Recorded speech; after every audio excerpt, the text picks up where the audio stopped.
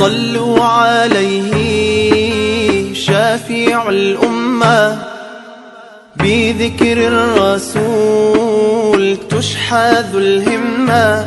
صلوا على اللي هيشفع فينا لما بنصلي على نبينا، بيصلي بيها الله عليه. السلام عليكم حبايبي، عاملين ايه؟ يا رب تكونوا بخير. حلقه جديده معاكم النهارده ان شاء الله هنعمل فيها كنز كبير جدا.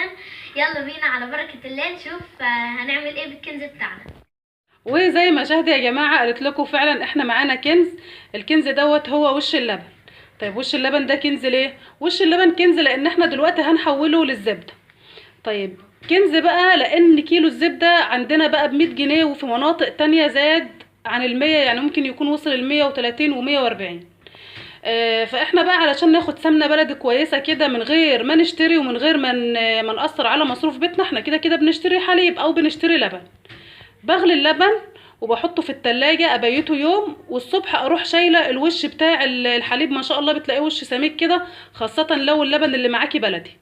احوش لحد لما اكون كميه كويسه من وش اللبن، وبعد كده بنحولها لزبده.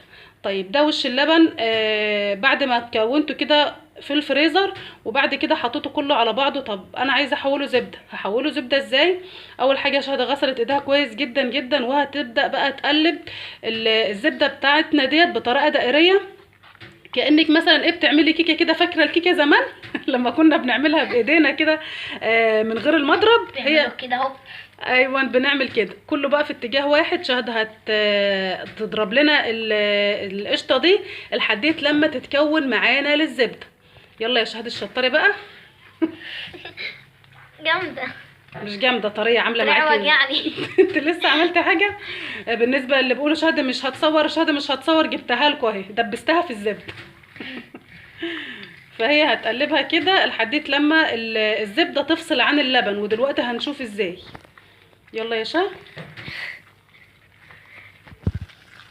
شايفين يا جماعه اول مرحله اللي هي مرحله الترميل، بدات القشطه ترمل شويه كده. ما شاء الله شاطره يا شهد. بصوا من الحرف، ثواني ايدك يا شهد. من الحرف هنا لسه القشطه بتاعتنا ناعمه اهي، لان شهد ما جابتهاش من قدام، لكن المكان دوت رمل كده، بدات تفرول.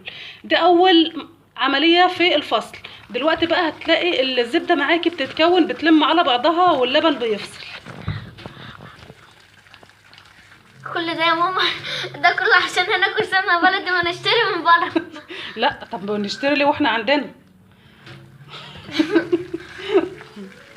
زي ما انتم شايفين يا جماعه رملت اهي، بس لسه شويه. لسه هتلم. شهد يا جماعه ما اتحملتش واستعانت بصديق. ايدها وجعتها. هي بتاخد يا ماما ما شاء الله. بتاخد شويه يعني مجهود كده في اللم، لكن ما شاء الله بتاخد نتيجه ممتازه جدا، وطعم زبده بقى فلاحي رائع. طب يا ماما المفروض كنا نعملها بالمعلقه ولا بالمضرب ولا اي حاجه تانية؟ احنا دايما بنعملها كده اهي يا جماعه. ما شاء الله لو ملاحظين بدات بقى تفرول خالص اهي، وهتلاقي بقى كتل الزبده بتلم.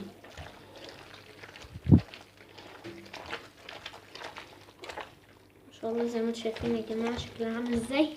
خلاص بقى بدات ان هي بصوا. طب واللي هينزل تحت ده يا ماما اللبن ده هنعمل فيه ايه؟ اللبن دوت كانت امي بتعمل لنا في عيش، لانه بيكون ما شاء الله مسكر كده وجميل. عيش بنزود شويه دقيق، يعني برضو اللبن ما بنرموهوش، اللبن اللي بيخرج منها شايفين بقى اهي. ده ولسه هتخرج كمان او هتخرج كمان. اللبن ده ما بنرموهوش، يا اما بقى تعملي بيه قرص، تعملي بيه كيكه مثلا سريعه، تعملي عيش. اهلنا كانوا بيعملوا عيش بيه زمان.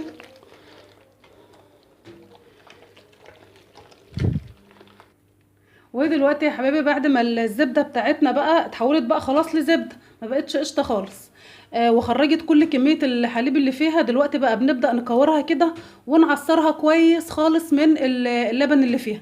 شايفين ما شاء الله الزبده كده بقى ايه اتحولت لزبده اهي يا جماعه. بالطريقه دي كده مع شهد بالطريقه دي هنعصر بقى كل كميه الزبده اللي هنا ونكورها كده ونسيحها.